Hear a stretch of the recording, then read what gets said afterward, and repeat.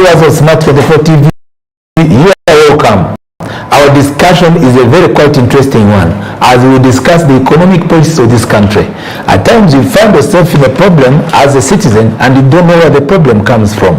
And through this discussion, not in a blame game, but looking into the analytical point of view, and with our legislature here, we have had the first sale of discussion, and now the second, third, which will be the climax. But while we're discussing, we're joined by another guest, and this is Counsel Derek Mamakajo, and he's a legal practitioner and a human rights activist. Also, we would like to know his point of view, especially in a discussion which is involving what are key land policy and mineral use reforms that lead to wealth generation. We are very much concerned as citizens this evening. We need to resolve the dilemma of unutilized natural resources in Uganda. We cannot have riches of our natural resources and land, yet remain a heavily indebted country and remain a country suffering with crisis. There are some countries, even if you put some economic sanction today for 1 year, they say we are ready to go. But Uganda, if you did it for 1 month, I tell you, you can collapse. But we must be ready for any hard time ahead of us. And dear stakeholders who are there, let us mean business. It is wealth generation. We have a point to bring to you: natural resources, natural resource utilization. Council very kind of good the viewers as the Honorable will conclude on the point of analyzing the gap, and we will go forward.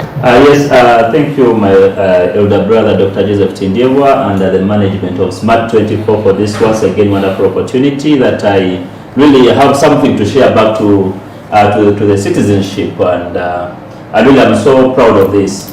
Before I hand over back the microphone to you, sir, I'm privileged that at least I'm the legal secretary for the Justice Forum, the mighty party based in Mengo, and last week we were sworn in. So at least each and every legal policy that really come in close, at least I'm one of the champions of such, and it is in that docket that at least it is our stand as the Justice Forum that we are honorable that we are spearheading that it is high time that we end election violence in Uganda, and we are spearheading for the new electoral reform known as the proportional representation. We have this particular agenda of one individual coming up and spoil the entire electoral process because it's superior in one way or another, and ending up bringing violence into the election. So we want this proportional representation, dear Honorable Dr. Joseph Tindiewa. That will be for another discussion. Yes, for at least for another day.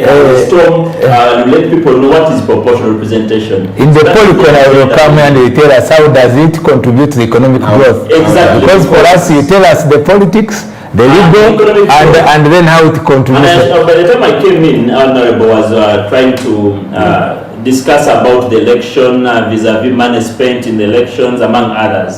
So I believe it is high time that really we decrease the monies we inject in election.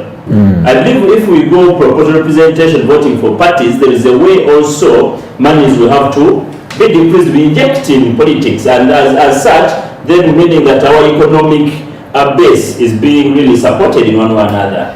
Thank you so very much. Yes, thank you so much. We are continuing with the Honorable in our discussion, and we are identifying the gap of why the dilemmas are remained. Yet, I appreciate that we have identified the potential. Dear viewers, and with our guest, Uganda remains a potential country to make it in terms of economic growth. When we say to be a wealthier country, to be a middle income earning country, in middle income status, it is possible, but we want to look at the reality. We should not lament in the next other. We talk about Vision 2030, we don't reach. We talk about Vision 2040, again we face a challenge. And you were pointing out areas also as I was analyzing, moderating, and realized that why should we remain with a high appetite of borrowing and leading to being heavily indebted? And also in a midst when we have a crisis like this, that even we cannot either say we have our reserves in terms of our financial reserves, because the World Bank of Uganda does so, and let's maybe deal with what the citizens are asking, we reduce the price because we are able. Why able? And sometimes people ask, hey, what are you talking about? We reduce the budget, where we get the money? You're about to pass the budget very soon, as I mean, when it will be declared, read. And by that time, we look at, in most cases, with the budget framework paper read with us, which you are aware of, it doesn't show government commitment to support the natural resource utilization. There is some portion money into that, but when you go to allocate the expenditures in terms of public expenditure, you see the government interested in two things. One, to support much more in spending in public expenditure. That is, they increased the huge parliament, more ministers, and you go to the presidential, by the way, which the parliament normally pass supplementary budget, has a lot. And to me, as an analyst, as I host this, not with any kind of bad feeling, we believe if as a country we're committed and we reduce those expenditure, we allocate them to what you talked about, accessible electricity, you talked about the mineral industry development, you talked about the reliable railway and roads that can connect the transport exportation, that can support exportation. You talked about on how we can increase productivity, and you talked about over around 300 million if we were investing in the palm oil, simsim, and we found that we are not importing oil because this is possible. The cooking oil can be acquired from just crops, simsim, and so forth from our soils. And remember, the good thing as we're building on that, we realize that we have 12 million square miles which are not underutilization because of one within the other.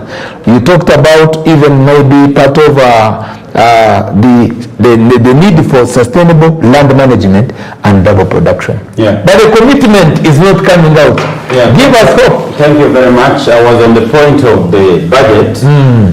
I think the other day I mentioned that there are people in Uganda, including some people in the civil society, not all civil society organizations, who think that there is a money somewhere in a box, and when it comes to May, June, the Minister of Finance goes there and opens that box and brings the money to Parliament and say, now you can appropriate. That is the misconception people have. The money we have in our budget must be generated. And it's like building this house. If you want to build this house, you can either go to the bank or you can sell what you have. And then you save.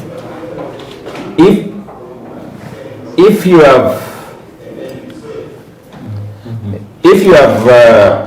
saved your money and you build a house, and then that house is yours.